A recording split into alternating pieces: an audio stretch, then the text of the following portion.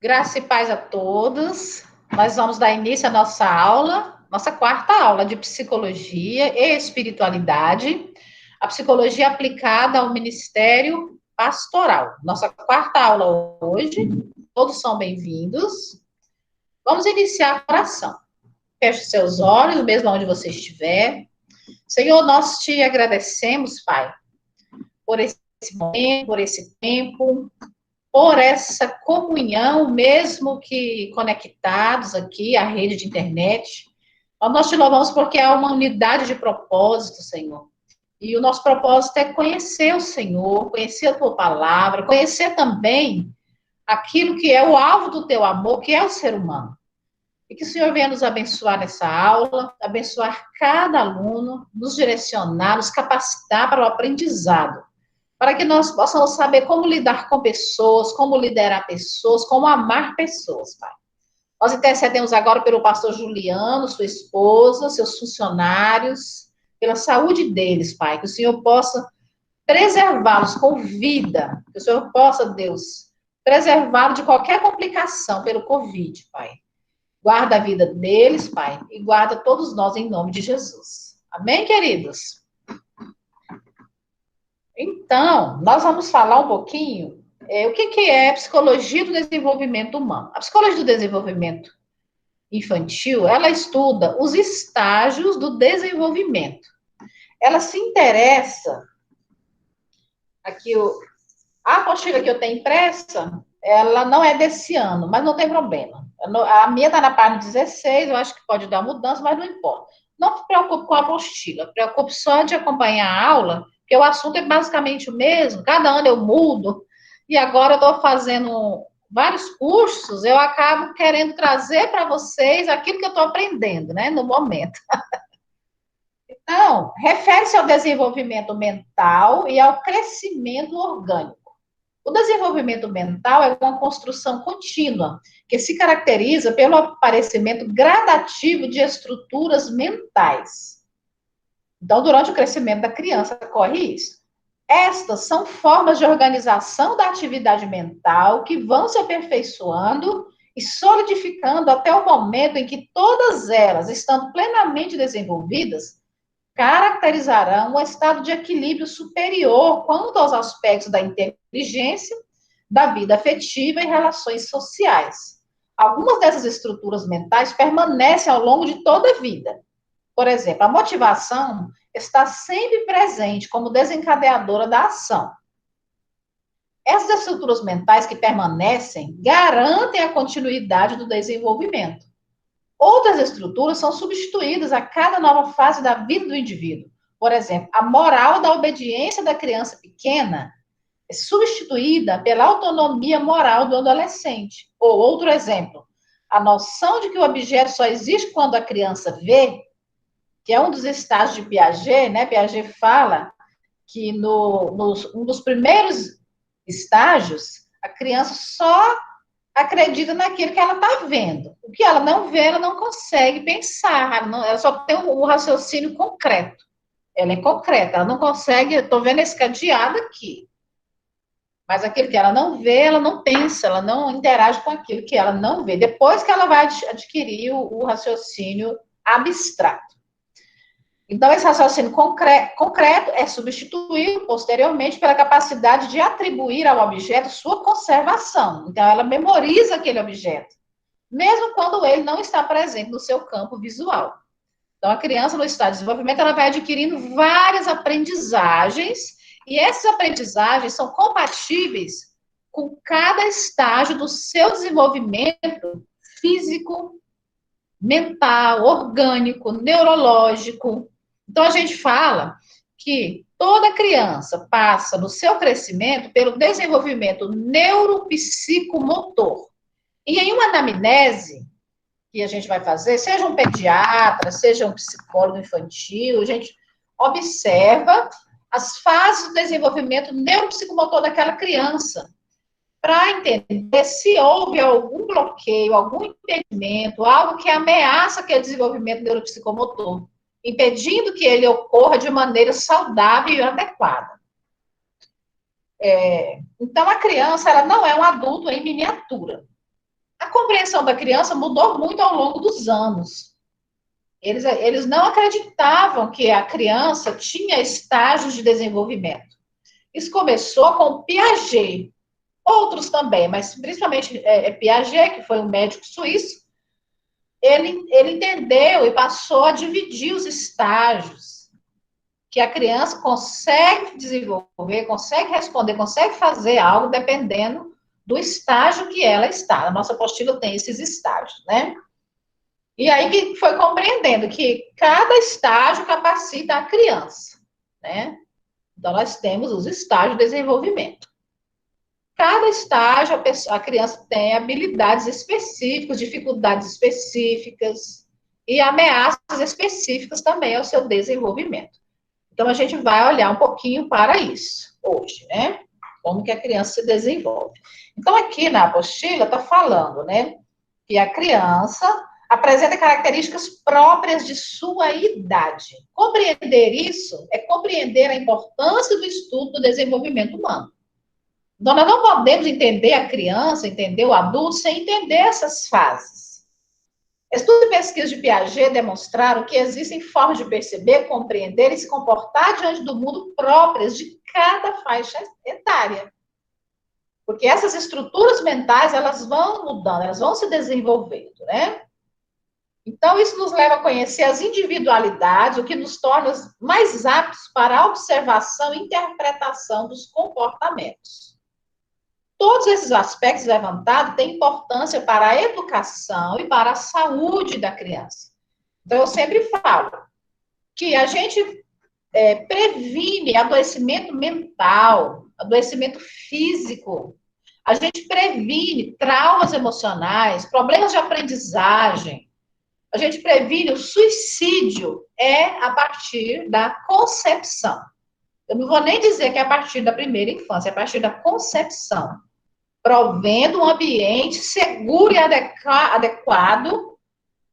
E a Bíblia vai falar da importância da aliança do casamento. Tudo que o nosso Deus criou foi com um propósito. Por que Deus estabeleceu a aliança do casamento? Porque na aliança do casamento, entre pessoas maduras, e casamento não é para crianças imaturas, as funções maternas e as funções paternas. As funções paternas principais provisão, proteção, direção e limites. As funções maternas principais o amor, o afeto, a organização e a nutrição. Essa nutrição tem que ser física e afetiva. Então, o pai e a mãe juntos, eles constituem um ambiente físico, né? Eles provêem um ambiente físico, material, nutricional, emocional, afetivo, espiritual, para o nascimento de crianças de maneira saudável. Então, o suicídio, todos esses problemas se previnem ao prover uma história da concepção, que é a história da nossa concepção, a história da nossa gravidez, a história do nosso nascimento, da nossa infância, é a nossa história que vai permanecer na nossa vida. Então, ao prover um ambiente seguro, nós estamos prevenindo. Então, conhecer o desenvolvimento infantil é prover a saúde da criança. Isso tem importância para a igreja. A igreja, ao fazer uma salinha, ao colocar uma salinha, essas salas de que as igrejas têm colocado, né, muitas vezes elas não têm tido um cuidado com essas fases do desenvolvimento. Então, a escola bíblica dominical, o ministério infantil, precisa estudar, entender essas fases. O que a criança está apta, não é? E a melhor idade para evangelizar é até os 9 anos de idade. Sabemos que a nossa história de vida caracteriza-se por um longo período de desenvolvimento. O que podemos encontrar em nossa trajetória é fatores favoráveis e desfavoráveis. A criança recebe influências dos grupos sociais no seu desenvolvimento. O desenvolvimento psicológico consiste na formação gradativa de sínteses mentais. Essas sínteses expressam-se em nosso modo de ser e de agir. que, juntamente com as nossas características herdadas, constituem a personalidade. Então, podemos dizer que o estudo da psicologia do desenvolvimento, que nós estamos falando hoje, organiza-se devido ao interesse do conhecimento das funções psicológicas básicas, né?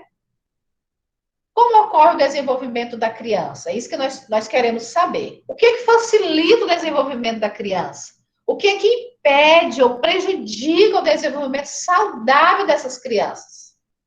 Seriam fatores ambientais? Seriam fatores neurofisiológicos? Seriam fatores afetivos e emocionais? Seriam fatores espirituais? Seriam problemas na formação de hábitos? Seriam existenciais? Seriam comportamentais? Seriam cognitivos? Seriam socioeconômicos? Seriam ecológicos? Então, assim, a psicologia do desenvolvimento quer saber o que é que favorece e o que é que prejudica o desenvolvimento. Então, a psicologia do desenvolvimento ela vai olhar para alguns fatores que influenciam o desenvolvimento humano. A hereditariedade, eu já falei aqui em todas as aulas praticamente, que a carga genética estabelece o potencial do indivíduo, que pode ou não se desenvolver-se. Pesquisas comprovam os aspectos genéticos da inteligência. E também comprova os aspectos genéticos do temperamento. Lembra que nós falamos na última aula a diferença de temperamento para caráter e para personalidade? Que cada um é diferente, que o temperamento é a base genética herdada. E que o caráter é a base moral da personalidade, que é formada até os 9 anos. E que a personalidade, né, eu falei, a raiz da árvore é o temperamento. O caule da árvore é o caráter, é o que sustenta, é o caráter, é a base moral, ética, que a gente aprende na infância. E a personalidade, então, é raiz, caule e folhas, flores e frutos. A personalidade é a nossa árvore, as nossas folhas. Todo mundo vê que nós somos. Então, a nossa personalidade deve ser firmada no nosso caráter. E também de acordo com o nosso temperamento. Porque tem gente que atua muito, né? Que é hipócrita. E personalidade quer dizer justamente hipócrita, que quer dizer máscara, ator. Então, a persona é máscara que nós usamos. Então, a nossa personalidade tem que ser genuína. Então, a hereditariedade, ela é um fato do desenvolvimento humano. A carga genética recebe da família. O crescimento orgânico é outro fator do desenvolvimento da criança.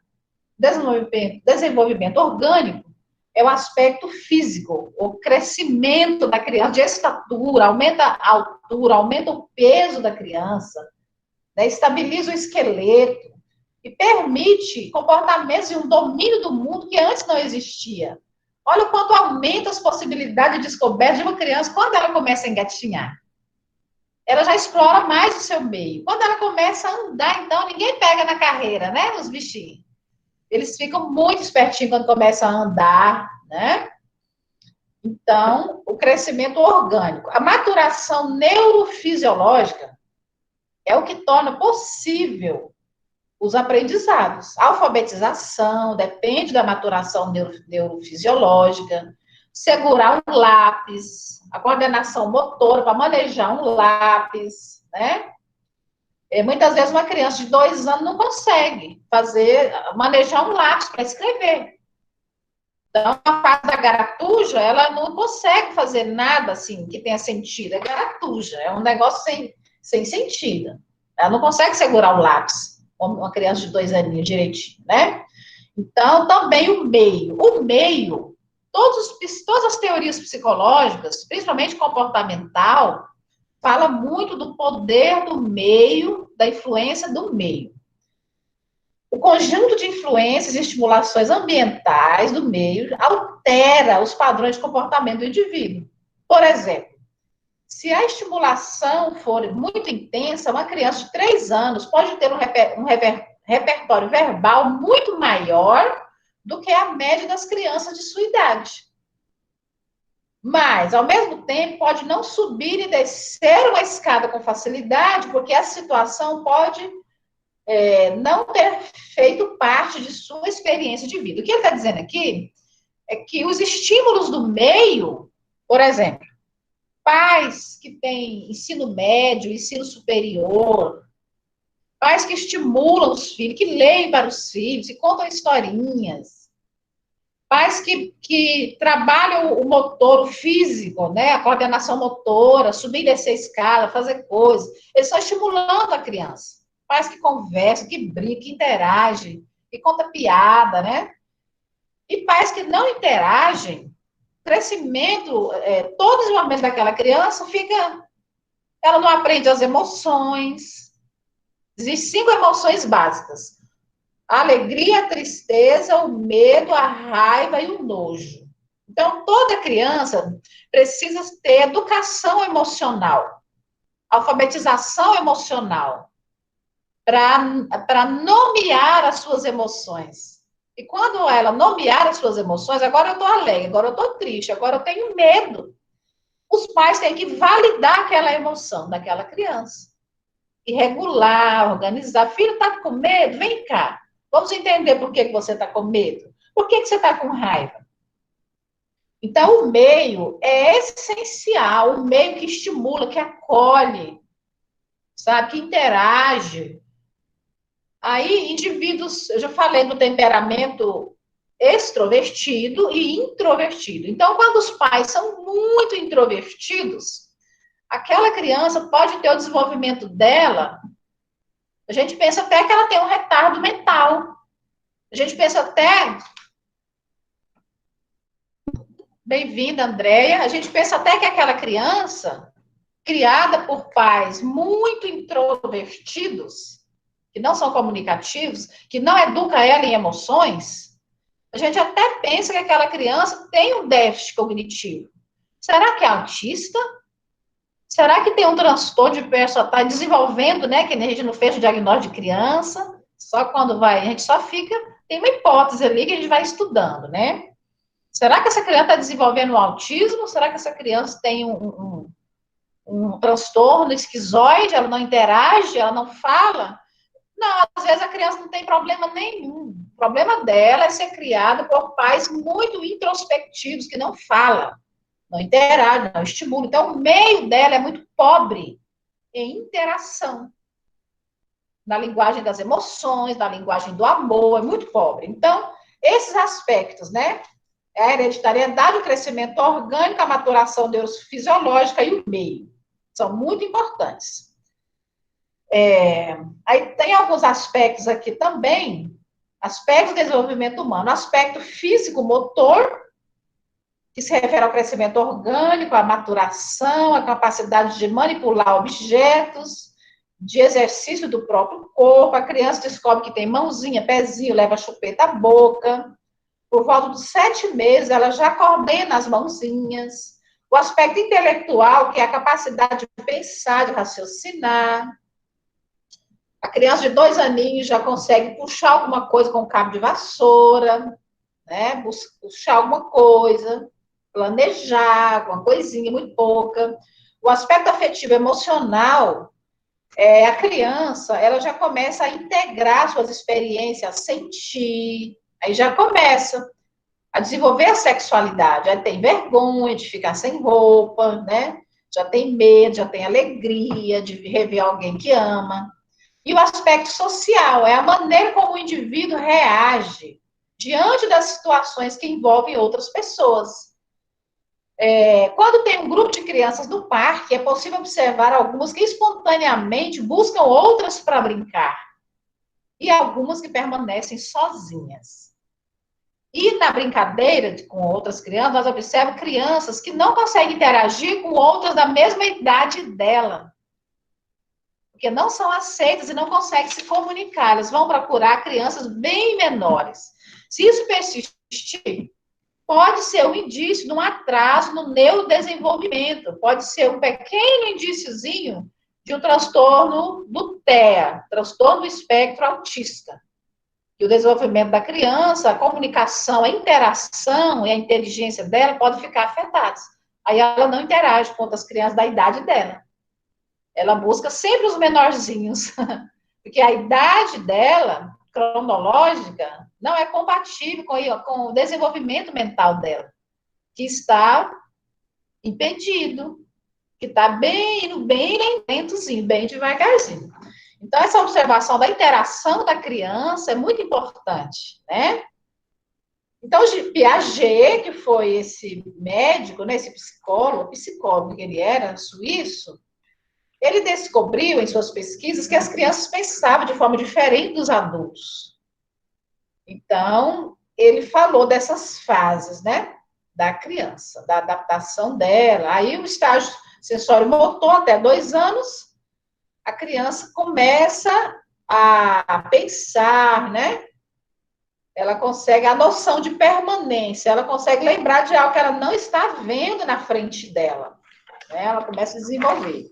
Estágio pré-operacional, até de 2 a 7 anos, torna-se capaz de pensar a respeito do ambiente, pela manipulação de símbolos, inclusive palavras, que representam o ambiente. Então, dos 2 aos 7 anos, se ela vê o símbolo do Bradesco, o símbolo do Itaú, ela vai falar, ela vai lembrar que é o Itaú. Meu sobrinhozinho, o pai dele trabalha no Itaú, aí ele, pequenininho, ele aprendeu a ver o símbolo do Itaú e lembrar que o pai dele trabalhava no Itaú. Então, eles conseguem lembrar e fazer uma correlação, né?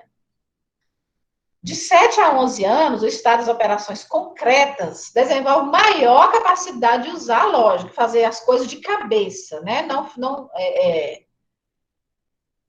Fazer as coisas de cabeça, sem ver o objeto, consegue pensar e planejar. Expansão da capacidade para distinguir a aparência da realidade, características temporárias de permanentes. Ontem, hoje, amanhã, depois, o que aconteceu no passado, mas ainda não são capazes de lidar racionalmente com ideias abstratas. Né? Ainda são concretos ainda, né? Mas estão já mais abstratos, mas ainda não conseguem pensar, raciocinar coisas complexas, né? Coisas complicadas, já não alcança ainda. E o estágio de operações formais, de 11 aos 15 anos, compreende de maneira lógica e abstrata. Começa a pensar a respeito do próprio pensamento, checar mentalmente soluções alternativas para problemas, examinar a coerência lógica de suas crenças, bem como compreender metáforas e formular teorias. Então, eu vou usar aqui agora mais um livro que eu tenho aqui, que fala assim.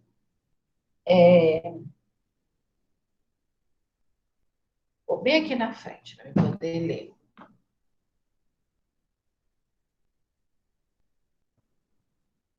Aqui está falando da psicologia do desenvolvimento, que é o estudo das fases do desenvolvimento, como que mudam ao longo da vida.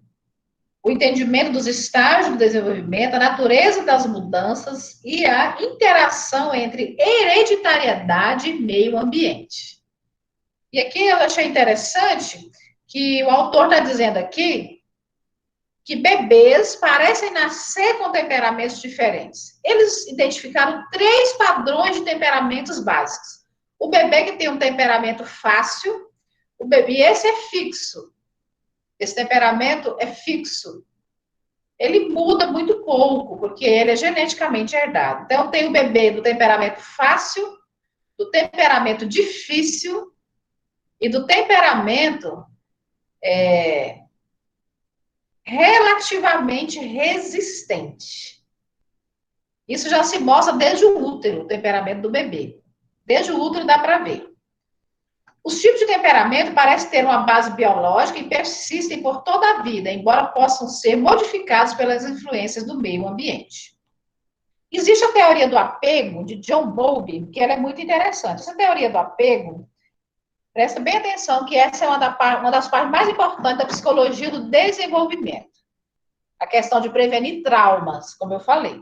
De acordo com a teoria do apego, as habilidades do bebê de desenvolver-se bem dependem da qualidade do vínculo daqueles que cuidam dele.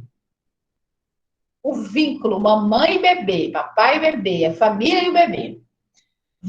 Então, o apego seguro desenvolve-se quando os pais são amorosos, sensíveis e receptivos às necessidades de cada estágio do desenvolvimento desse bebê. Tá vendo? O apego inseguro pode desenvolver-se quando os pais são insensíveis às necessidades do bebê.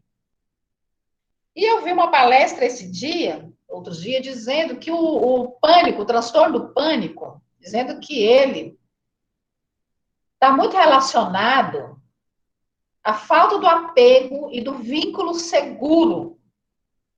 O pânico está muito relacionado à rejeição da criança, a tentativa de aborto, ou abortos anteriores, provocados ou espontâneos, um ambiente assim, né, do aborto, da criança anterior a essa agora. Então, o pânico, a ansiedade, o medo estão muito relacionados a uma infância marcada por um apego inseguro. Tá vendo? E gera traumas. Por isso que eu falo que o suicídio, as doenças mentais, doenças emocionais e doenças físicas se previne evitando traumas e criando um ambiente estável, afetuoso, seguro, em que as necessidades da criança são compreendidas em cada faixa etária, em cada estágio, compreendidas e atendidas. Os estágios do desenvolvimento da linguagem, né, da criança também. A criança tem uma capacidade muito grande de aprender várias línguas, várias línguas. O perfil sexual e a identidade sexual começam a desenvolver-se no início da infância. No início da infância, meninos e meninas apresentam preferências diferentes em relação aos brinquedos e brincam com membros do mesmo sexo.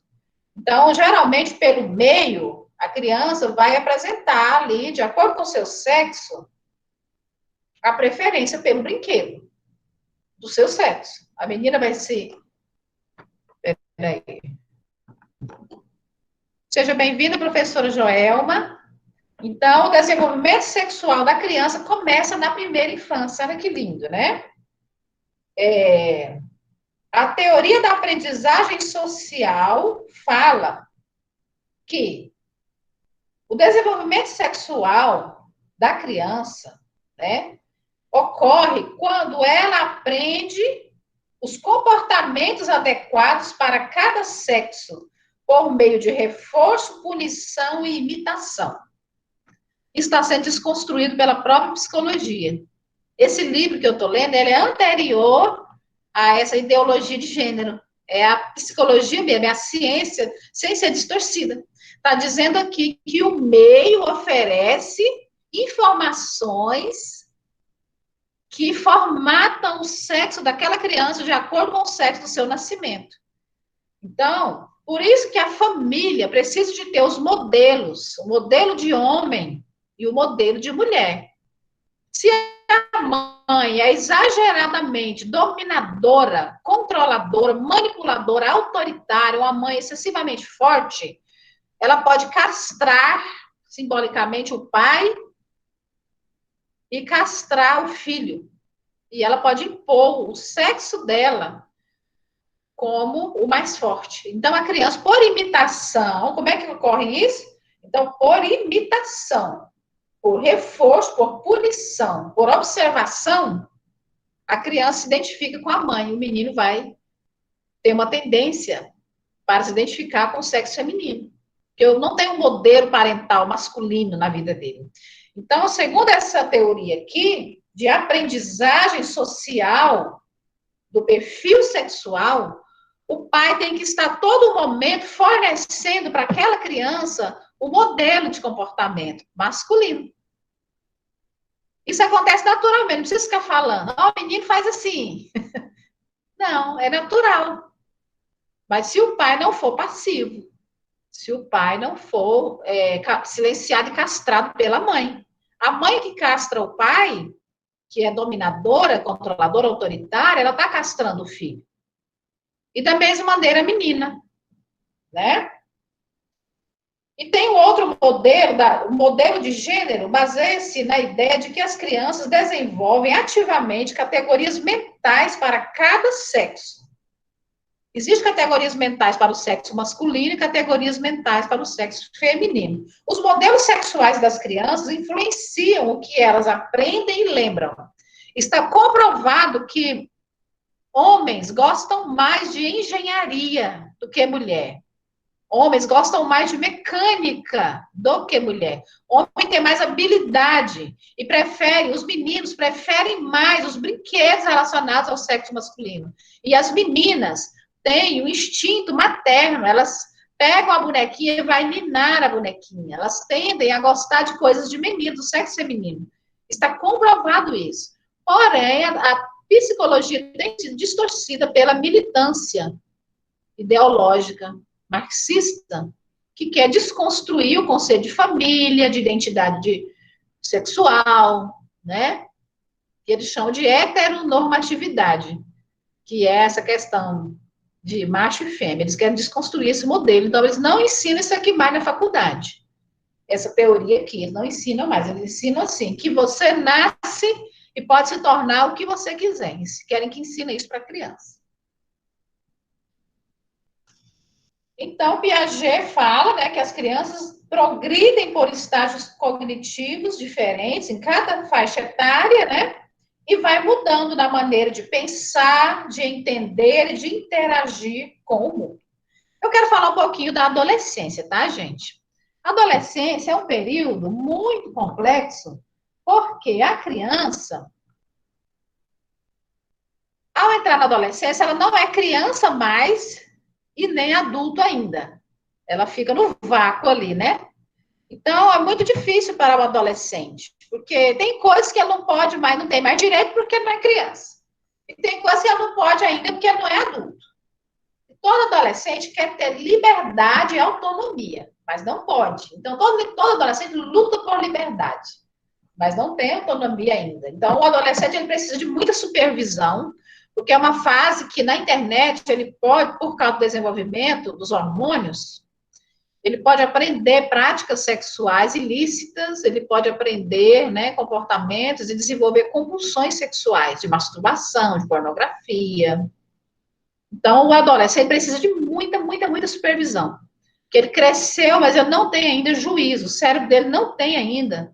É tanto que a lei fala que atividade sexual com menores de 14 anos é estupro de vulnerável. Porque mesmo tendo um corpo desenvolvido, o adolescente, aos 14 anos, ele não tem discernimento, ele não tem ainda um juízo, né? Então, na adolescência, o adolescente atinge a maturidade sexual. Os relacionamentos sexuais e românticos tornam-se muito importantes na adolescência. Então, a aparência física, né? Física, a amizade com outros adolescentes, o namoro, são temas essenciais para o adolescente, né? Na nossa cultura, por volta do final da adolescência, grande parte dos adolescentes já teve algum envolvimento sexual, por causa da cultura permissiva e da falta de supervisão, de orientação, de diálogo, inclusive das igrejas. Em geral, quando o relacionamento entre pais e filhos é bom antes da adolescência, gente, segura essa informação, por favor.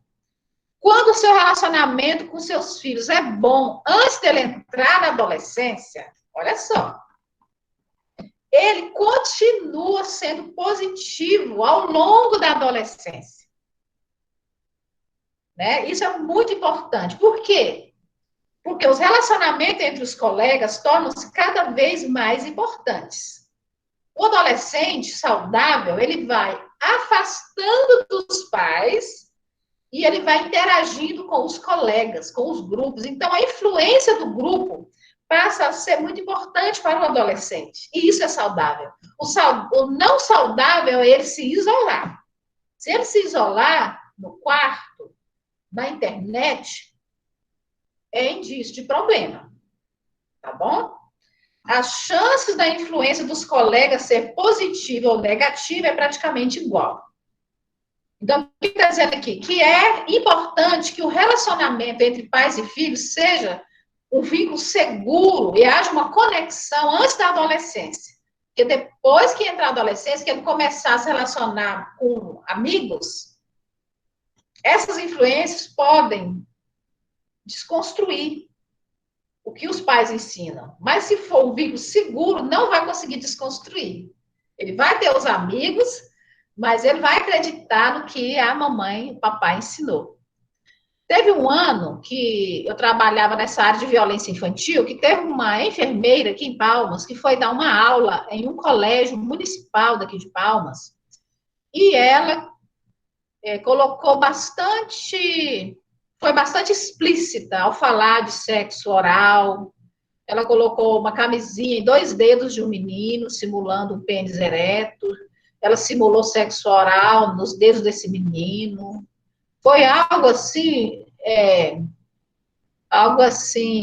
não tem nem palavras para nomear isso, assim, assustador, sabe? E aí, como tinha crianças lá de todo jeito, tinha crianças, né, que eram muito protegidas, que não tinham acesso a nada disso, né? Nem de nada assim. Quanto mais de uma maneira assim tão vulgar, né? E aí eu atendi uma menina que assistiu essa palestra, a mãe dela ficou preocupada, que ela ficou assim assustada e só ficava pensando naquele negócio. Aí eu conversei com essa menina, ela tinha 11 anos. Aí eu gostei do que ela me falou. Ela falou: "Não, Rosivânia, eu assisti mesmo aquilo que ela ensinou, que a gente tem que fazer, que experimentar, que não sei o quê, como se fosse algo normal. Mas eu não acreditei no que ela falou, Rosivânia. Eu acreditei no que o papai e a mamãe me ensinaram." Então, ela falou assim, que ficou com aquilo que o pai dela e a mãe dela ensinou para ela. Aí eu reforcei na hora, falei: "Muito bem, é isso mesmo. O que o seu papai e sua mamãe te ensina é que tem valor, que tem importância." Mas por quê? Porque eles estavam conectados com ela. Se é uma criança rejeitada, já era um aval de escape para a rebelião, para a rebeldia, para uma curiosidade, para o interesse. Se é uma criança com a carência afetiva, já entra no relacionamento, né, buscando preencher esse vazio. Mas a criança, a menina que não tem um pai amoroso, que põe no colo, que elogia, o elogio do pai é muito importante para a menina, para o menino. Essa criança ela vai buscar um relacionamento mais cedo. Ela vai buscar o colo de um homem para sentar, quando não teve do pai. Pode falar, Joanine. Não, é eu. É o Célio. Sério. Oi, pastora, a senhora falou de uma questão que eu sempre observo, que essa questão, eu sempre discuto isso, que eu trabalho muito tempo com criança e adolescente, eu sou presidente do Conselho Municipal da Criança e do Adolescente, e a gente discute sempre isso, a questão das pessoas querer suprir a sua falta de afetividade com seu filho com presentes, com objetos, com algo material, né, e não afetivo. E aí isso eu percebo, inclusive, com amigos meus, eu já vi isso, na casa que o filho não respeita, não tem aquele respeito pelo pai, ele não tem aquela proximidade, ele não tem aquele amor de filho levantar a mão para bater na cara do pai e o pai ficar rindo.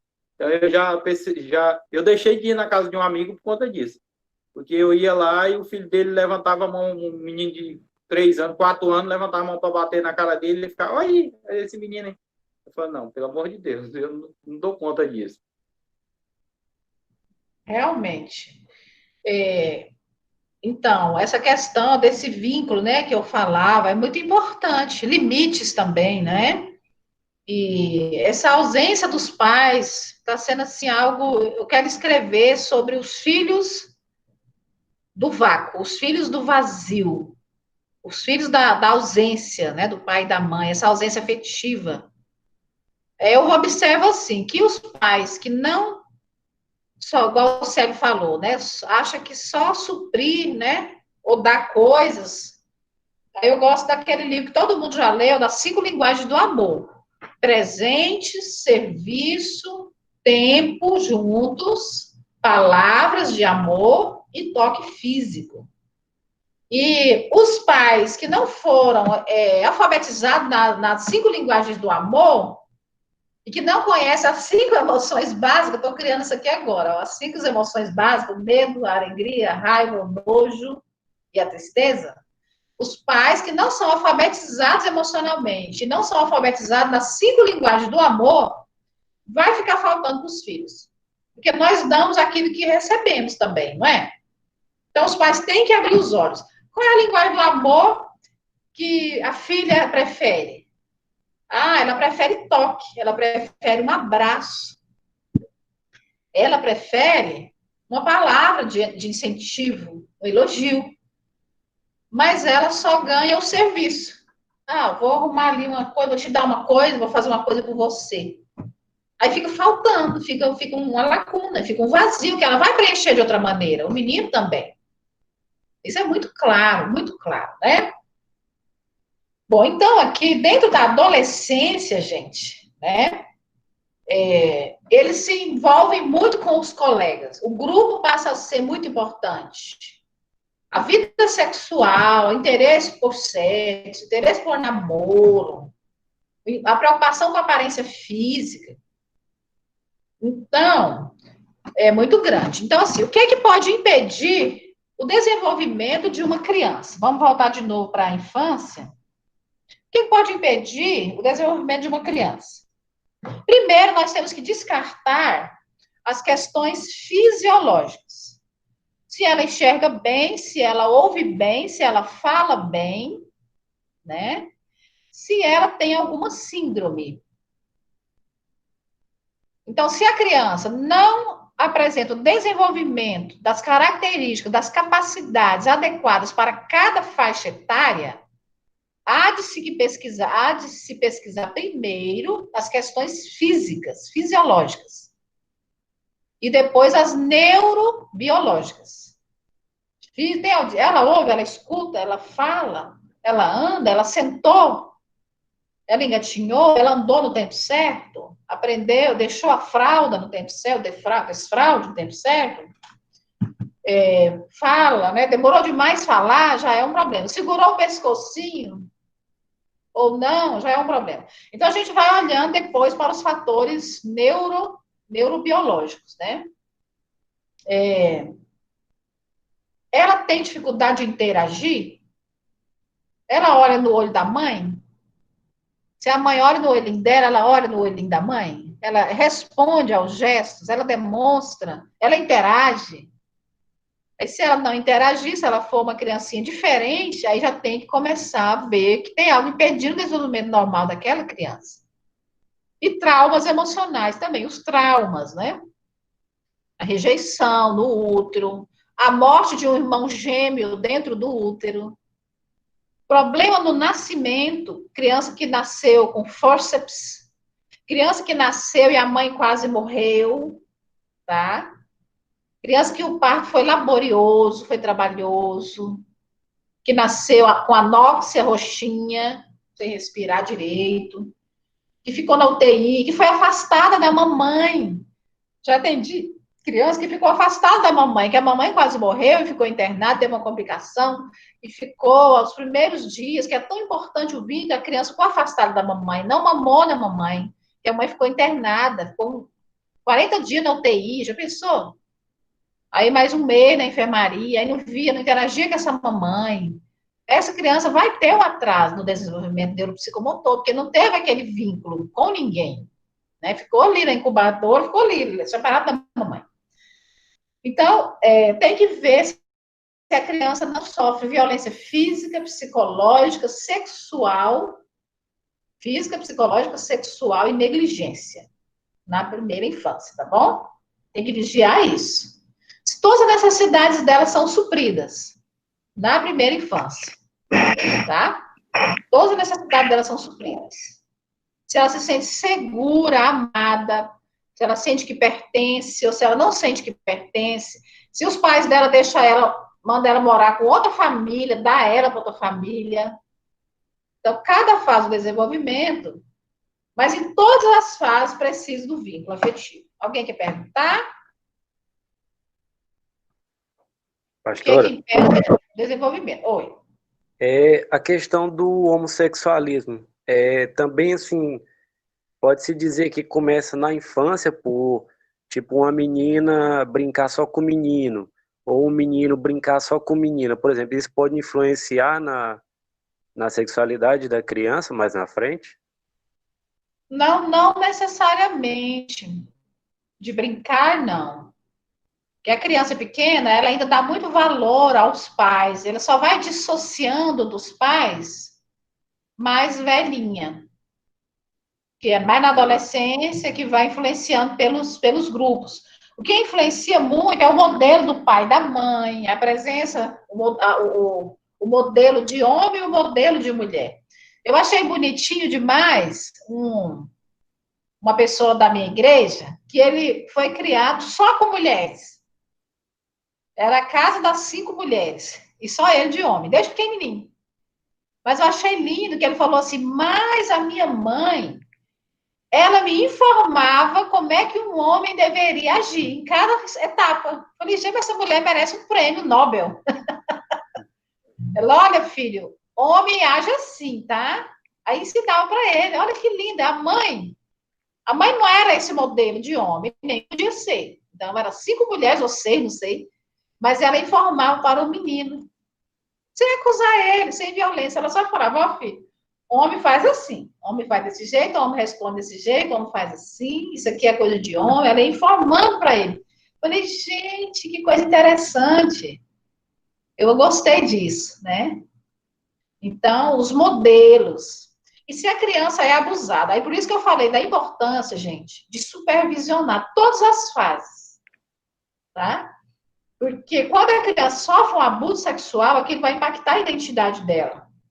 E se um menino abusa, né, um homem abusa o outro menino, ele vai desenvolver, então, e além de receber uma perseguição espiritual, geralmente o abuso ele é transgeracional, gente. O abuso sexual ele é transgeracional. Geralmente, um dos pais, a gente aprendeu isso no EIFOL, tá aí a Jardete, né, que fez o EIFOL, a Andréia, né, Andréia? A Andréia, a Jardete, que fez o EIFOL. O que eu estou vendo é só. Então, há uma legalidade espiritual, um legado de imoralidade, de bastardia, de gerar filhos fora da aliança do casamento, né, que é a bastardia, de imoralidade sexual da parte dos pais, abre o quê? Um padrão, abre um padrão de iniquidade, dá início, né, na descendência. E na aula que eu vou passar para você de trauma transgeracional, a epigenética fala que as heranças, elas permanecem até a terceira e quarta geração. Olha que coisa linda. Isso é a ciência falando. Que as heranças físicas, psicológicas, afetivas, elas são passadas de uma geração para a outra, até a terceira e a quarta geração, que é justamente o que a Bíblia diz. E o que a Rosivane que pode? Quer falar alguém? Professora? Ô, Geni. Tá. Aproveitando o gancho do nosso amigo aí, Eliabe, né? Aham. É uma coisa que eu tenho uma dúvida sobre homossexual. Porque as igrejas, algumas, não estou generalizando, dizem que é demônio. Outros dizem que é doença. Eu acho que o que a psicologia fala é o quê? Porque a gente sabe que tem um peso espiritual, né?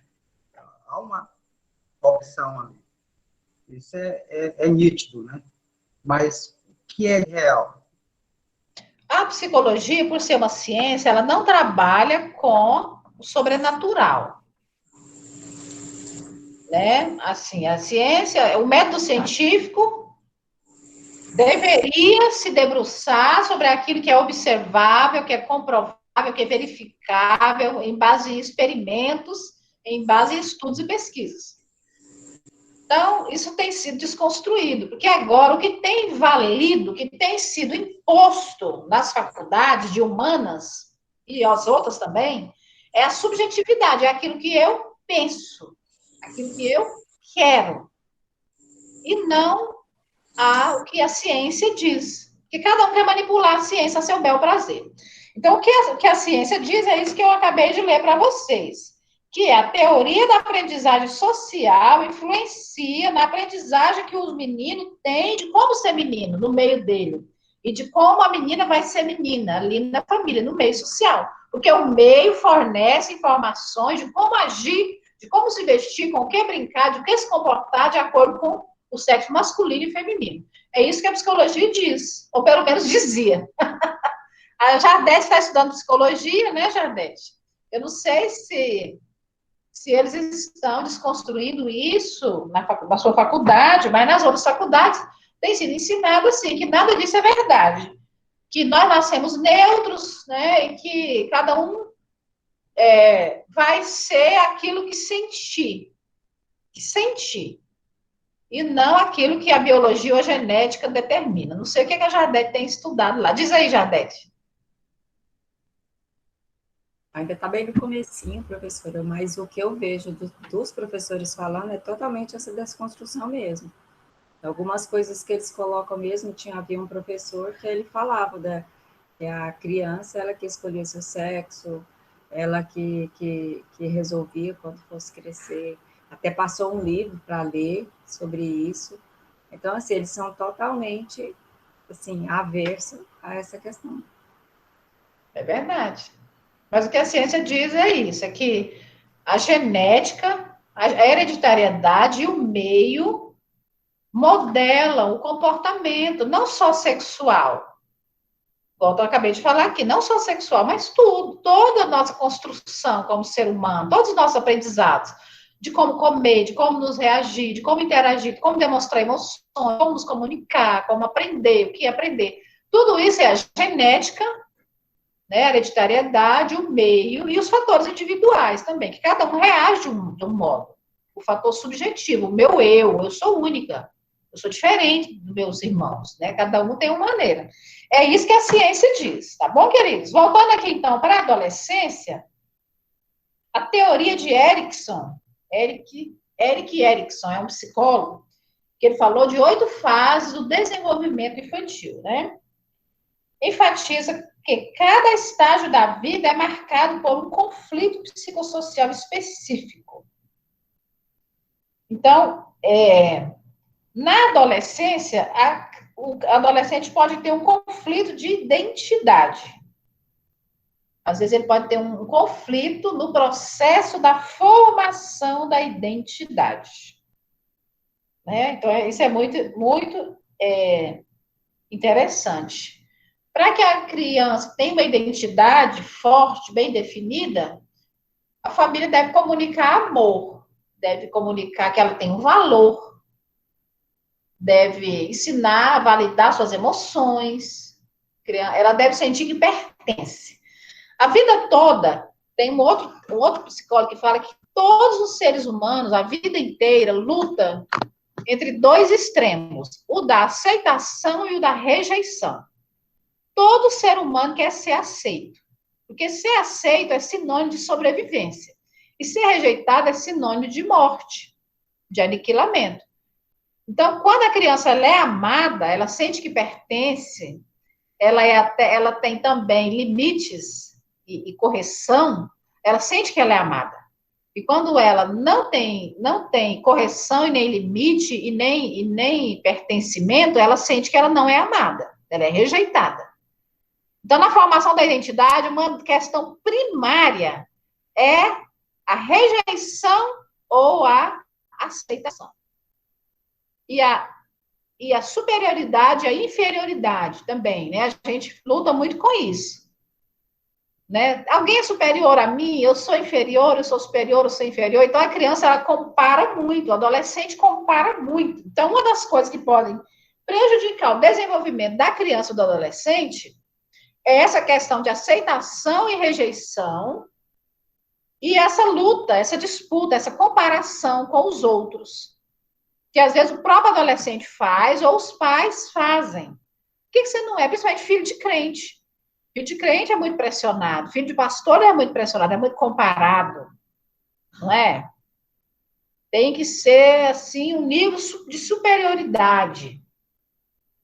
Entende? Então, se a criança, ela ficar sendo comparada, a identidade dela vai ficar prejudicada, né? Se ela não for aceita e se sentir inferiorizada. E a criança se sente inferiorizada por vários motivos. Pela comparação dos pais, pela cobrança dela mesma, ela mesma se sente inferior e rejeitada. Isso vai atrapalhar no desenvolvimento da criança, do adolescente. E se ela sofrer violência, se ela sofrer bullying, depende da maneira como ela lida com esse bullying. O bullying costuma ser muito prejudicial, então nós temos que ficar atentos se os nossos filhos não estão sofrendo bullying, se eles não estão sofrendo violência sexual. E os casos de violência sexual são muito terríveis mesmo. Isso acontece dentro de casa, não é lá na rua que acontece a violência sexual. E ela é transgeracional, os abusadores estão dentro da família. Então, a identidade sexual de uma criança que foi abusada, a maior parte dos homossexuais foi abusado na infância. Só que a psicologia não admite isso. A psicologia moderna, se falar isso, é até um crime falar isso, mas é. A maior parte dos homossexuais sofreu abuso sexual. Não todos, claro, não é uma regra, mas é bem comum isso. Sofreu abuso sexual ou problemas com a paternidade. Aí, olhando pelo lado espiritual, né, a bastardia, um padrão transgeracional, um legado transgeracional espiritual de imoralidade, de infidelidade, traição, tudo isso influencia. Porque aí há uma perseguição espiritual que muitas vezes aquela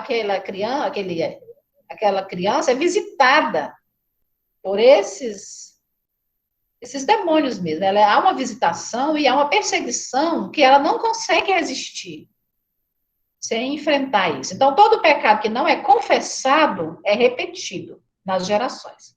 Todo pecado, todo padrão, isso é que o EIFOL trabalha, né? A nossa responsabilidade é 70% com as nossas escolhas. E 30% é a batalha espiritual do nível transgeracional que vem sobre nós. Na minha família, há uma batalha espiritual no campo do alcoolismo e da incredulidade. Então, ela esteve lá atrás e vem até hoje na minha família, principalmente do sexo masculino. Meu pai era alcoólatra, ele não creu em Deus, morreu sem confessar Jesus. Eu tenho 3 irmãos alcoólatras, eles não creem em Deus, entende? Não confessam Jesus. Então, assim, cada família pode ter um nível de batalha espiritual, é 30% essa batalha espiritual. A influência desses espíritos, dessa influência espiritual é 30%. E 70% é a nossa responsabilidade de identificar e resistir, falar não. Eu vou confessar aqui esse pecado, eu vou aqui tornar sem efeito na minha descendência. A minha descendência será liberta, em nome de Jesus. A minha descendência não irá reproduzir esse padrão de alcoolismo e de infidelidade e de divórcio. Amém, queridos? Voltando aqui, queridos, então, o adolescente, então, ele está correndo perigo, tá bom? Por causa da influência do meio. Porque você educa seu filho, mas ele tem acesso à internet, tem acesso aos colegas, e na escola eles estão deliberadamente promovendo essa desconstrução de valores, de tudo. Então, eu acredito que as crianças e adolescentes estão em perigo.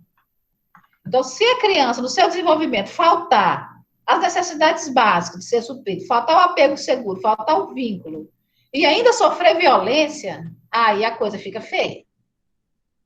Se for abandonado, se sentir rejeitado, se sentir inferiorizado, e se ela tiver medo? Quando que a criança tem medo? Quando os pais são agressivos, quando ela não confia nos pais, quando o pai bate na mãe, quando ela vê brigas noite e dia, gritos, pancadas, ela tem medo, né? Quando ela é abusada sexualmente, ela é espancada, abuso psicológico, bullying. Então, a criança nasce não com segurança, mas com medo. Aí prejudica o desenvolvimento. Nós estamos falando hoje da psicologia do desenvolvimento. É claro que essa psicologia está sendo cada dia mais distorcida. não é? Mas a verdadeira ciência fala dessa maneira, que esses estágios de desenvolvimento, eles dependem muito da genética. Ao dizer que a criança escolhe ser menino ou menina, eles estão desmentindo a genética, desmentindo a cadeia de DNA, né, as características genéticas e biológicas, genótipas e fenótipas de cada sexo. Eles estão tornando a biologia inválida. Entende? Mas ai de quem fala isso, é processado. Enfim, vamos continuar aqui, queridos. Então, o desenvolvimento adulto, então passou essa fase... sim, uma coisa que eu não posso deixar de falar. Quando a gente for falar de doença mental, eu vou falar de 3 estruturas básicas da mente humana, que é a neurose, a normalidade, os estados limítrofes e a psicose. Tá bom? As psicoses começam a se desenvolver no início da adolescência. Quando que começa? Quando tem predisposição genética e passa por qualquer trauma, qualquer disparador, como um abuso sexual, uma negligência afetiva, os pais dar aquela criança para outra família, mandar estudar fora de casa, separar dos pais, né? Violência sexual. Quando o adolescente começa a gostar o menino começa a gostar de uma menina, a menina começa a gostar de um menino, tem uma desilusão amorosa, o perigo do surto, o perigo da psicose apresentar no início da adolescência. É um período crítico da saúde mental, viu, gente? É raro uma criança ter uma depressão, é raro uma criança ter uma doença mental, ter um transtorno bipolar, ter uma depressão. Eu vejo muita ansiedade, crianças ansiosas, mas é mais raro. Agora, esses problemas todos, eles iniciam na adolescência. Depressão, ansiedade, a psicose. E o desencadeador é fumar maconha. A maconha é uma fábrica, eu ouvi um psiquiatra falando essa semana, numa aula, que a maconha é uma fábrica de esquizofrênicos, para quem tem predisposição genética, lógico, né? A maconha, tão alardeada aí, tão defendida e idolatrada por um segmento ideológico, ela é uma fábrica de esquizofrênicos, porque ela desencadeia, para quem tem predisposição, surtos, as psicoses, né? Então, a adolescência tem que ser muito protegida, gente. Mas não protegida demais, né? Aquela questão super proteção, não. Mas tem que ter cuidado emocional com o seu adolescente. Né? Ver a saúde dele, mental, antes dele entrar na adolescência, porque na adolescência tudo fica mais complicado e mais difícil. E o desenvolvimento na vida adulta, então, as 3 fases da vida adulta são o início da vida adulta, a meia-idade e a terceira idade. A genética, o meio ambiente e o estilo de vida individual influenciam nas mudanças físicas e psicológicas ao longo da vida adulta e do desenvolvimento. Amor, estudo e trabalho são os 2 temas centrais que dominam o desenvolvimento do adulto. Os amigos continuam a ser importantes na vida.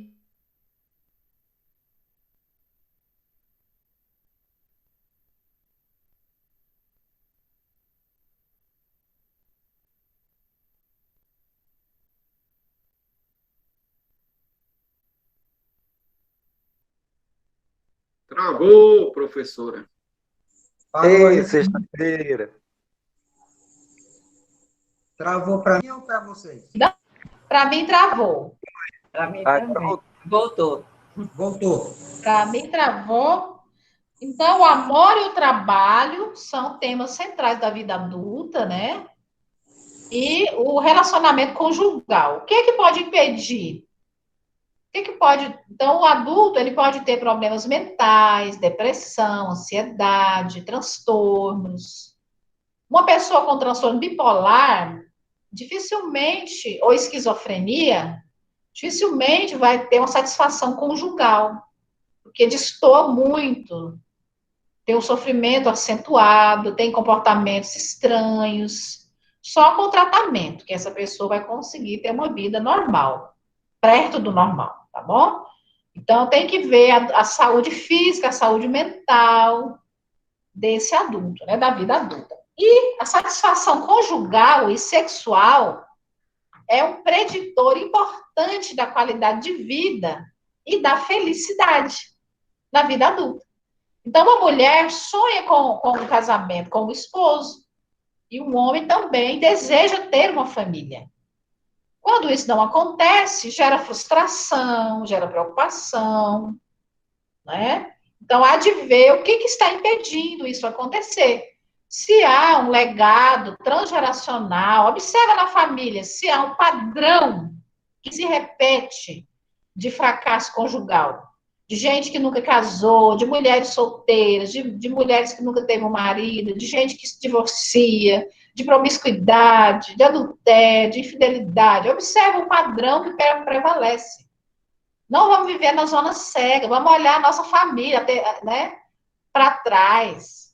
Os nossos bisavós, os nossos avós e os nossos pais. Vamos procurar informação.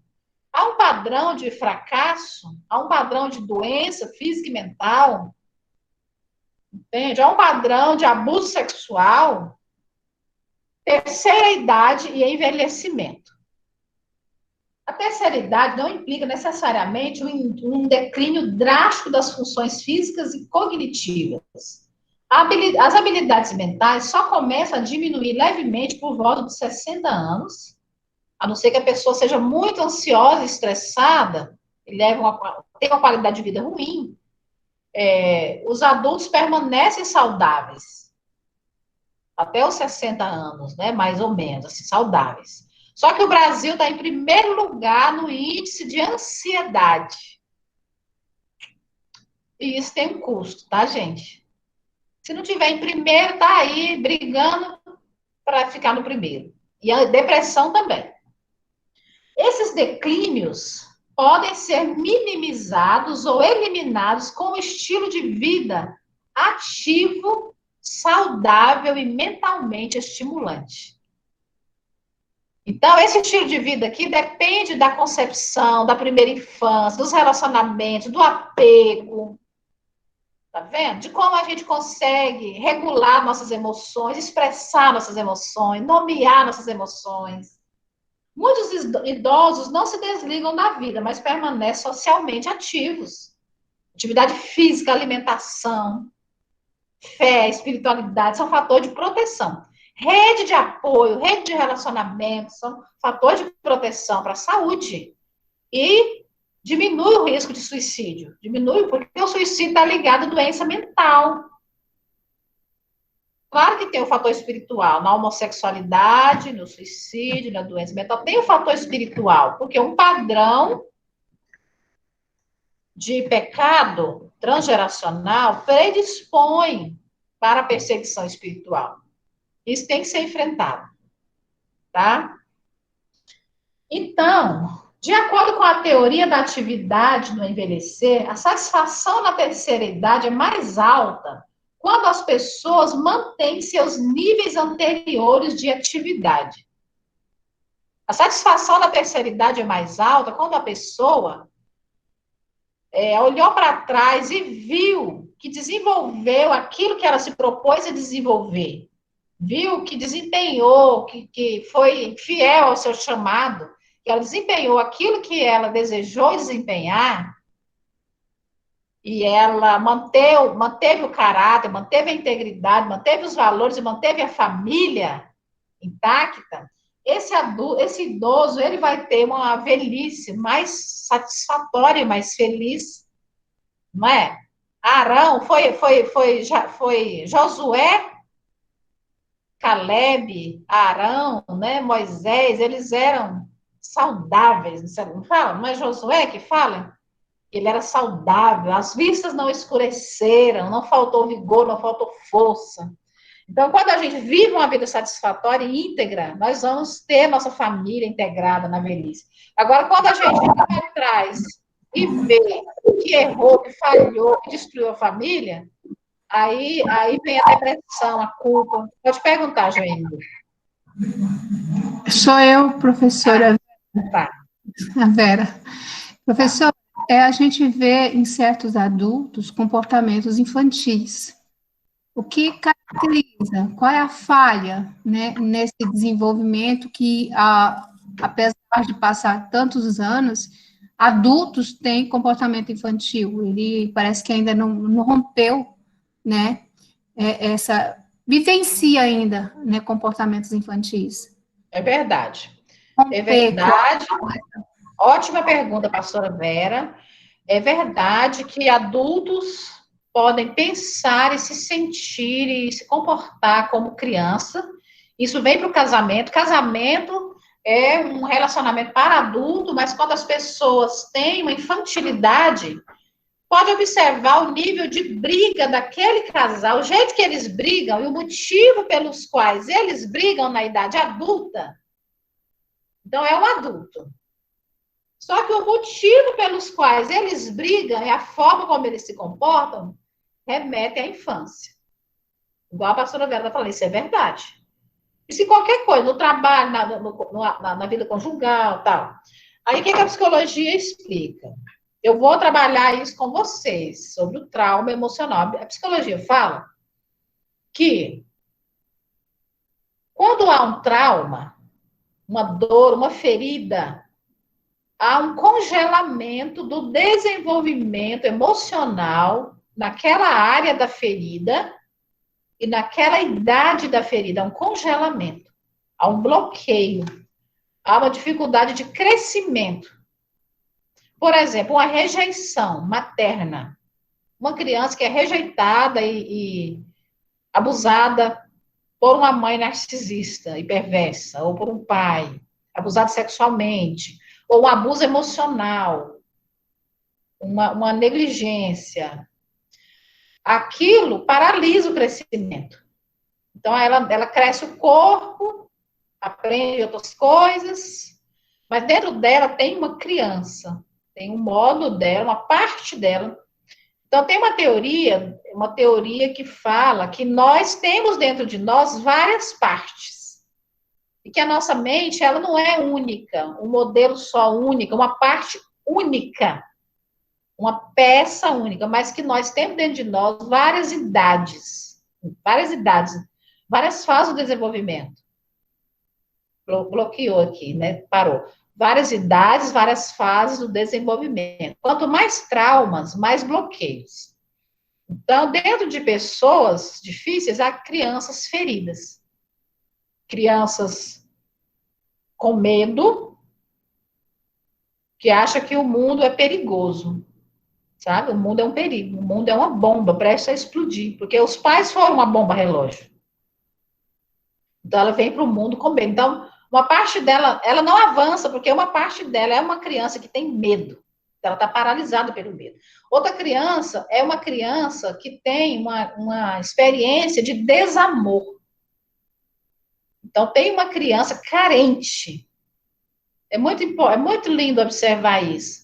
Como que uma pessoa carente, ela faz reféns. Uma mãe carente pode fazer os filhos de refém. Uma dependência emocional dos filhos. Uma mulher carente pode fazer o marido de refém. Um homem carente pode fazer a mulher de refém.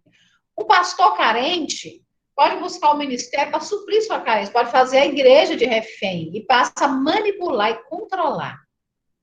Então, é necessário identificar essas partes dentro de nós, que são partes infantis. Acolher amorosamente, amar, abraçar, acolher, cuidar, ouvir o que essa parte tem a dizer.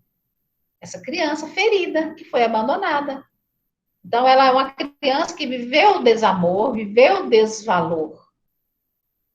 Né? Então, ela não cresceu. Viu, pastora Vera? Ela bloqueou na idade da dor. Você para de crescer na idade que ocorreu aquela dor, aquela ferida, aquele trauma. Então, a gente identifica isso e integra na personalidade adulta. Aí a pessoa, né, observa. Nossa reação é reação de uma pessoa adulta ou reação de uma criança? Pelo comportamento a gente sabe. Pois não. Quem está falando? É eu, Célio, novamente. Sério. Pastora, e tem um outro fator que eu acho que é interessante também, que é essa questão da maturidade, né? Como é que fala? É uma maturidade antes do tempo, né? Que é uma maturidade precoce, que muitas vezes a criança ela age como adulto, né? Ela tem umas atitudes de adulto.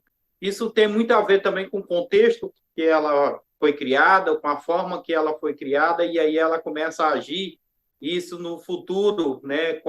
Quando ela se tornar adulto, né? Isso prejudica muito, eu acho que deve prejudicar muito o seu desenvolvimento social, desenvolvimento familiar. Quando a criança ela é negligenciada, ela não tem as suas necessidades de apego seguro, de provisão, de proteção, de amor, ela tem que trabalhar muito cedo, há uma inversão de papéis, ela passa... Eu atendo pessoas que com 8 anos começou a lavar roupa para fora. Eu atendo menina, uma mulher que com 7 anos ela teve que cuidar da família, da casa, ela teve que cozinhar. E apanhava ainda, se a comida queimava, apanhava. Ela tinha que subir no toco para cozinhar para 10 pessoas. Porque a mãe caiu em depressão e o pai batia nela. E ainda era abusada sexualmente. Então, tem criança que a mãe adoece, o pai passa a abusar sexualmente, põe a criança na cama com ele, passa a abusar sexualmente e passa a colocar para fazer tarefas. É claro que isso são casos extremos, mas, assim, pular etapas, sério, do desenvolvimento, a gente vê também crianças que tiveram que trabalhar muito cedo, não puderam expressar, explorar o mundo de maneira lúdica. A questão do lúdico, do brincar. O brincar é muito sério, tá? Coloca aí. A brincadeira é coisa séria. Coloca aí no seu papel. Brincadeira de criança é coisa muito séria, tá? Criança precisa brincar muito. Quanto mais os pais brincam com a criança, mais eles criam memórias afetivas na criança. Mais eles se vinculam à criança para, na adolescência, aquele adolescente ser forte, ser uma flecha certeira para o alvo. Porque nossos filhos são flechas e nós somos o arqueiro. Então, quando a criança pula etapas do desenvolvimento, ela é obrigada a se comportar como adulta, fazer tarefa de adulto. A inversão de papéis, ela passa a ser... O menino passa a ser o pai, porque o pai morre ou vai embora, e o menino passa a ser o pai daquela família. Já pensou? Pastora, então, isso é muito ruim, isso traz muita consequência. Sim, Célio. Desculpa aí eu estar... porque é um tema que me chama bastante atenção. Fica à vontade, querido, à vontade.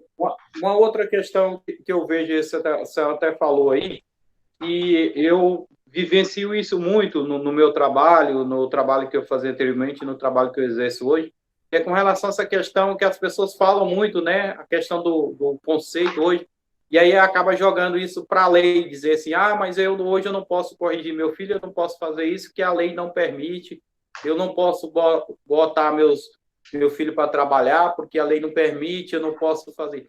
Mas a grande discussão não é se ele pode ou se ele não pode, é justamente essa questão, de que essa infância foi roubada, e muitas crianças que hoje, muitos adultos hoje que têm problemas sociais, ela está, né, passando por esse problema porque teve a sua infância roubada, ela passou por essa problemática. E uma outra questão é porque as pessoas falam assim, mas na minha época eu podia fazer, e na minha época, né, a gente trabalhava e não tinha esse desvio de comportamento. E aí isso quer impor essa mesma cultura para os seus filhos, né, quer impor a forma que ele foi tratado, aquilo que você falou, a herança, né, como eu fui educado, eu quero educar meus filhos da mesma forma, a ferro e fogo, né? É verdade. Isso é muito importante. É verdade, Célio. Sim, Andréia. Joelma. É porque como eu trabalhei, eu estou me identificando aqui com o Célio, né? essa questão do trabalho infantil. E aí, nós trabalhamos na assistência social, principalmente proteção social especial, a questão dos mitos do trabalho infantil. Aí, assim, é uma política que é bastante mal compreendida, né, pela sociedade. Aí, assim, eu vou citar um exemplo. Há uns 2 anos atrás, alguém postou um vídeo de uma criança, um menino de aproximadamente 6, 7 anos, rebocando uma parede junto com o pai, né? E aí esse vídeo, tal, e as pessoas aplaudiam, é um exemplo. E aí o que acontece? Né? As pessoas nunca pensam na própria questão da formação. Imagina essa criança, quando ela tiver 30 anos, se ela ficar 4 horas do dia dela fazendo esse trabalho. Como é que vai ficar a coluna dessa criança? Porque você sabe que a pessoa não está formada, e aí quando eu vou trabalhar essa questão, eu lembro até da Ana Clara, da sua filha, né? Que ela contou uma experiência muito interessante, no primeiro trabalho dela como médica lá no Aurine 3, que as pessoas chegam necrosados, né, com a coluna necrosada, com os ombros necrosados, e um monte de questão. E ele chegava e ela disse que doía muito, assim, doía no coração, porque as pessoas chegam nessa situação e falaram assim, olha, doutora, passa um remédio para mim. E aí eles ficam na expectativa de que tem um remédio que vai curar uma coluna lesionada, de disco, de bico de papagaio, um braço. E aí, por que eles estão nessa situação? Então, assim, é muito grande o número de pessoas que têm 30, 40 anos e elas, do ponto de vista do trabalho, elas são imprestáveis. Por quê? Por causa do trabalho infantil. Consequência do trabalho infantil, porque ele não estava com seu corpo devidamente formado, né? E aí as pessoas acham que é bonito, né? Não levam em conta isso. Então, no estado do Tocantins, tem, por exemplo, casos de meninos que morreram debaixo de saca de arroz. Outros que foram pegos manipulando veneno altamente perigoso, porque hoje é muito comum essa questão de inseticidas, né, em matos, em lavouras, então colocam isso. O outro exemplo, no Lava Jato. O dono do Lava Jato, ele nunca coloca o filho dele para trabalhar no Lava Jato, coloca o filho dele para ser o caixa, mas o filho do outro pobre, ele coloca, e você sabe que tem produtos químicos terríveis ali. E aí, reforçando o que o Célio disse, na minha época eu fazia isso. Por exemplo, meus irmãos em Mira Norte, eles engraxavam. Só que na nossa época não tinha um traficante lá. O que o traficante quer? É o menino que sabe vender, que sabe negociar. Então, essas crianças hoje, elas são alvo fáceis dos traficantes, né? Sempre tem alguém ali por perto para cooptar. Então, assim, são várias questões que a gente precisa hoje, além da questão física, além da questão emocional, porque aí tira o direito de brincar, sem falar que, na maioria das vezes, os pais ficam em casa, dormindo e assistindo televisão, e colocam a criança para... É uma inversão total, porque os pais precisam trabalhar para cuidar dos filhos, e aí eles fazem isso. Então, assim, a gente precisa ter esses esclarecimentos para quando nós ouvirmos falar de criança em situação de trabalho infantil, nós não ficarmos fazendo coro a muita gente sem essa base, assim, esse esclarecimento, sem esse entendimento dos perigos que as crianças correm, dos erros. E aí vem o outro lado, para fechar aqui, que o quê? Que muita gente acha que o quê? Colocar a criança para lavar o tênis dele, não, isso não pode. Colocar para arrumar a cama, não pode. Para ajudar, não é isso. A política de combate ao trabalho infantil, ela tem um outro viés, e aí ela é distorcida, e aí acaba cometendo erros terríveis, perversos, né, que afeta, né, o físico, o emocional, o psicológico das crianças, por uma incompreensão. Então, a gente precisa ter esse cuidado, né? Muito excelente fala, obrigada pela contribuição, Joelma. A Joelma sempre muito sábia. Essa questão da infância roubada que o Célio falou, né? Realmente muito, muito sério isso, muito, muito mesmo. O outro extremo é aquela criança que fica inutilizada porque não é ensinada a fazer nada. Os meus filhos, eles foram ensinados a trabalhar, mas eu não espancava eles no serviço. Então, eles pequenininhos, de acordo com a idade deles, eu colocava para tirar o lixo, sabe? para arrumar a cama. Então, eles aprenderam a cozinhar, os dois cozinham, os dois trabalham, sabem fazer de tudo. Então, não são crianças inúteis, não é? Não são adultos inúteis, porque se a gente não ensina os filhos a trabalhar desde pequenos, você acha que você vai pegar eles na carreira depois, na adolescência. Não pega na carreira mais nunca, em sentido nenhum. Mas não deixar explorar no serviço, tá entendendo o equilíbrio que a gente tem que ter? A gente tem que ensinar os nossos filhos a serem colaborativos, aonde eles estiverem. Vou almoçar na casa da Jardete, ensina o filho, Jardete, o que eu posso te ajudar? Quer que eu coloque a mesa? Quer que eu tire o lixo? Quer que eu faça a salada? Não é, Jardete? Então, isso sim. Né? Então, o equilíbrio, né, gente? O equilíbrio. Ok?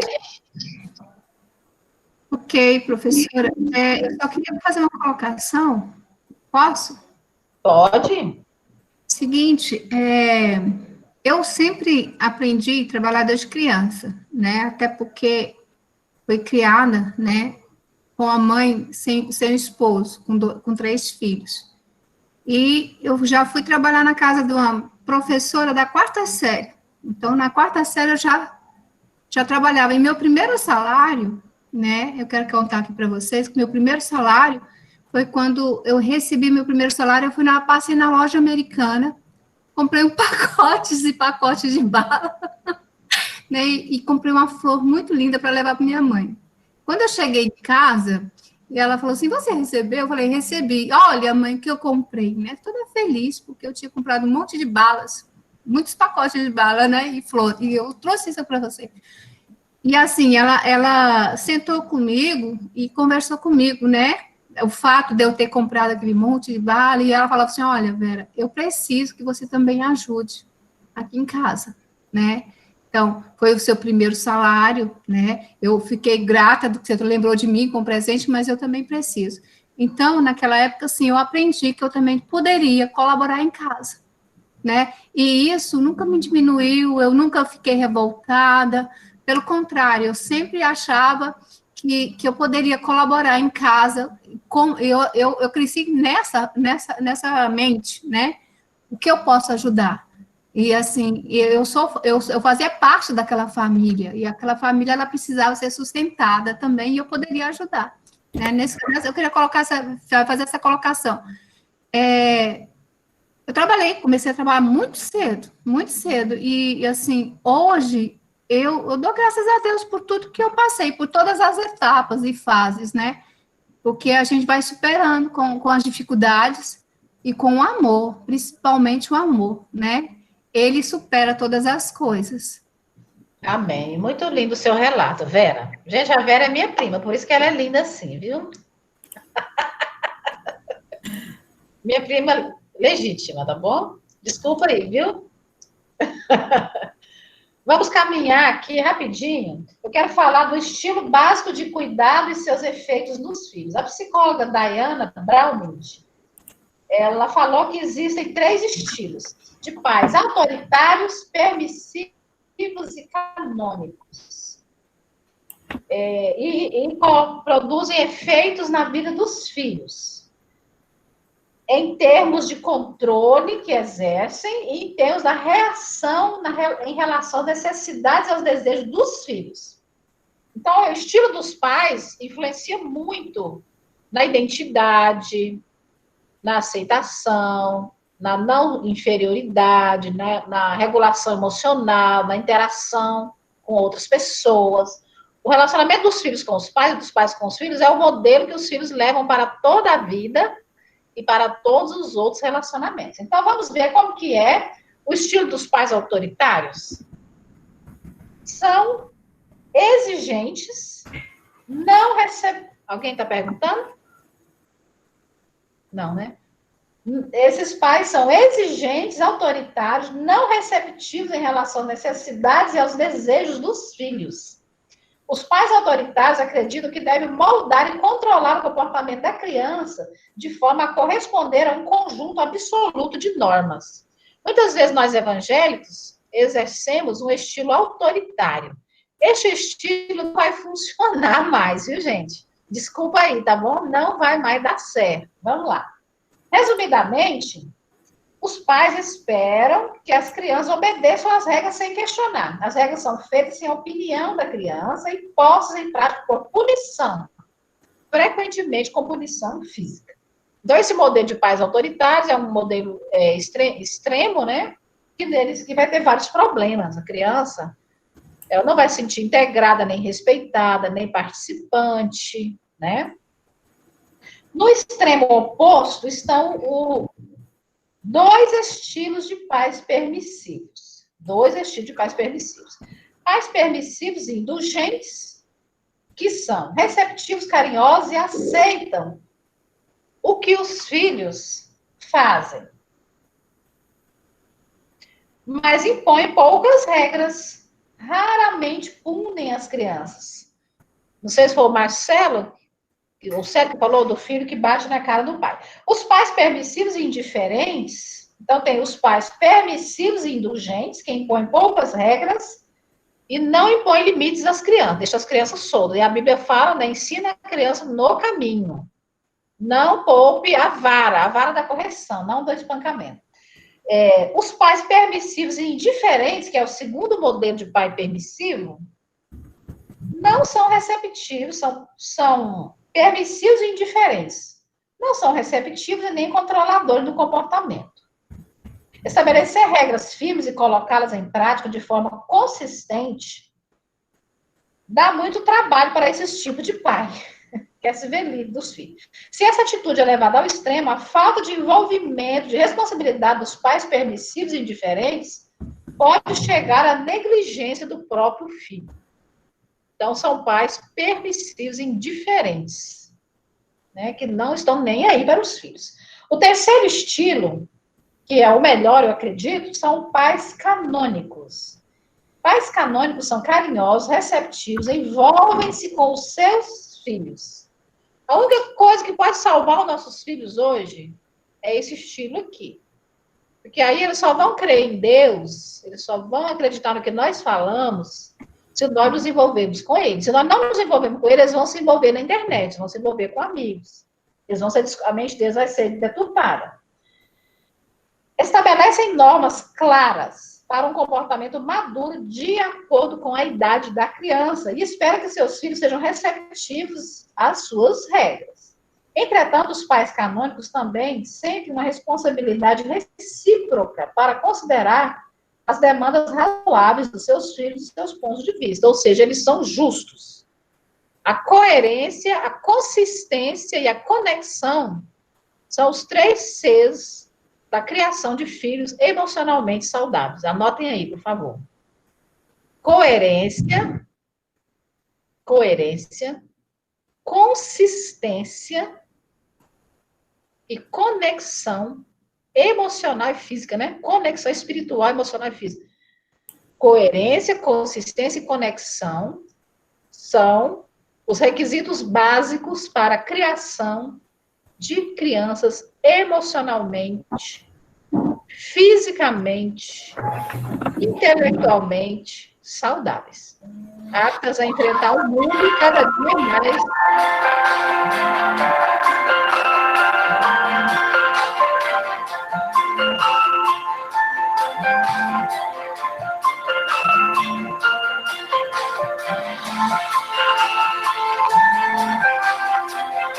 Consegue fechar o áudio dela?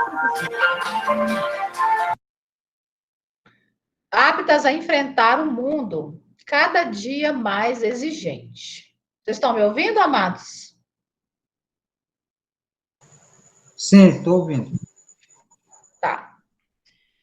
Nós já estamos quase terminando a nossa aula, né? Então, os pais canônicos, né? Eles têm essa justiça, né? São justos e receptivos, e existe muita negociação entre pais e filhos. As regras são firmes e consistentes, e são colocadas em prática, tá bom? Mas as razões para as regras são discutidas com a criança. Como esses 3 estilos diferentes de pais afetam as crianças? Baum, que é essa psicóloga, descobriu, em 1971, que os filhos de pais autoritários são mais propensos a ser mal-humorados, infelizes, medrosos, retraídos, não espontâneos e irritáveis. Os filhos de pais permissivos tendem a ser mais alegres do que os dos pais autoritários, mas são mais imaturos, impulsivos e agressivos. Em contraste, novamente, os filhos de pais canônicos são alegres, socialmente competentes, enérgicos e amigáveis. Eles apresentam altos níveis de autoestima, autoindependência e autocontrole. Também pode afetar o desempenho escolar, esses estilos. De maneira bem simples, a criação canônica está associada a notas mais altas do que a criação autoritária ou permissiva. Olha que coisa engraçada, gente. Como a Bíblia, como a ciência comprova a Bíblia, a verdadeira ciência, não a distorcida, né? Notas mais altas. Em estudo com centenas de adolescentes, essa descoberta foi consistente em praticamente todos os adolescentes, independente da classe social. Pais canônicos, filhos com mais notas altas. Pais autoritários, filhos com notas menores.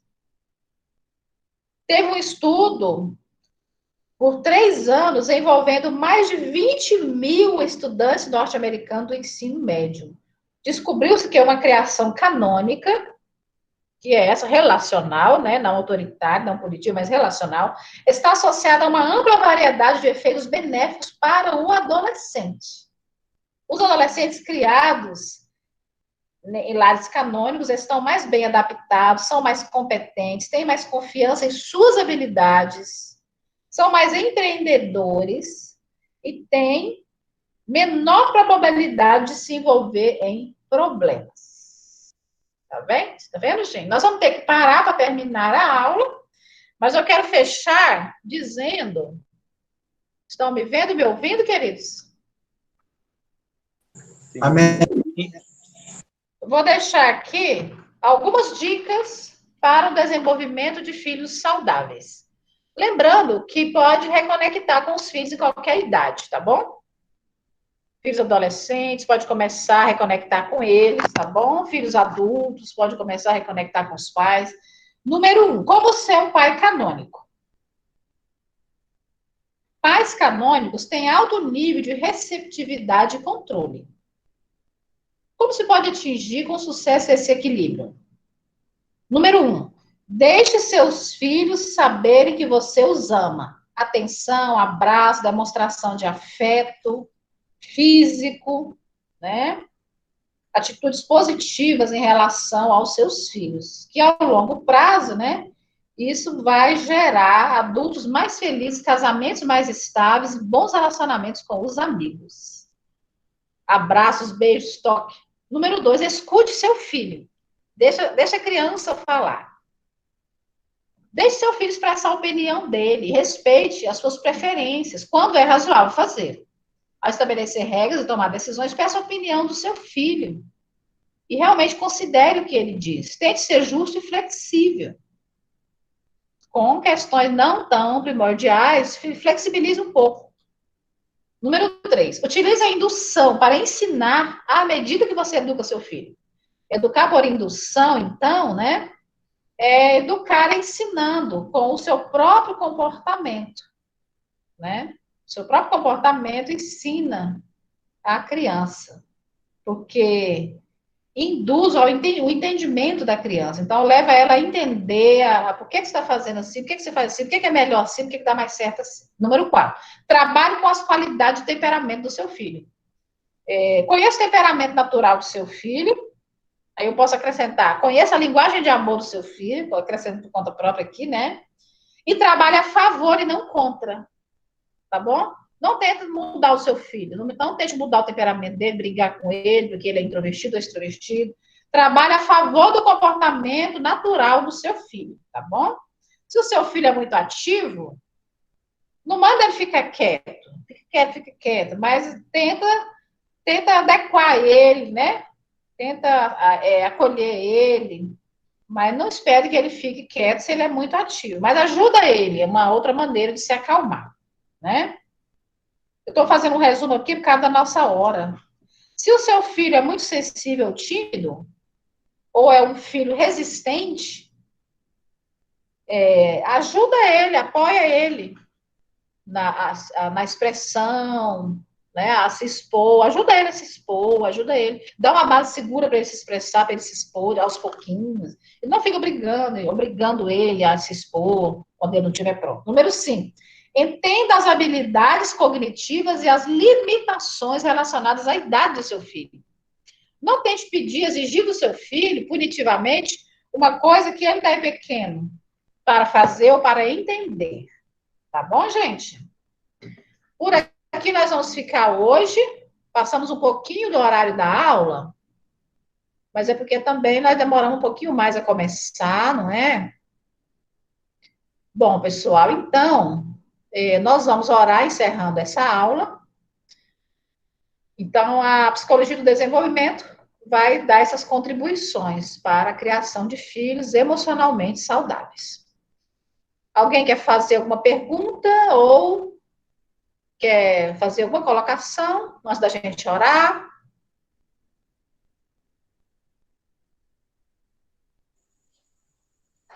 Uma maravilha. Só isso. Continuando. Ok. Obrigada. Então, nós vamos orar. Senhor, nós te agradecemos, Pai, por essa aula, o aprendizado aqui obtido. Nós te agradecemos por cada fase, por cada estágio do nosso próprio desenvolvimento, porque sabemos, a tua palavra nos assegura que o Senhor esteve conosco desde o ventre. Em cada fase do nosso desenvolvimento, o Senhor esteve presente. Mesmo que muitos de nós não tivemos pais canônicos, pais afetivamente acessíveis e amorosos,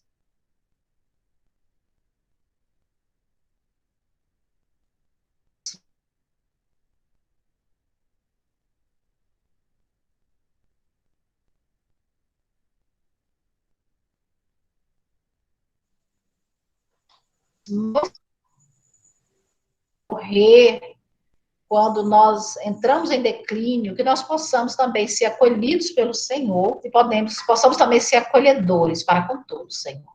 Abençoe cada um de nós e nos dá uma noite tranquila e reparadora. No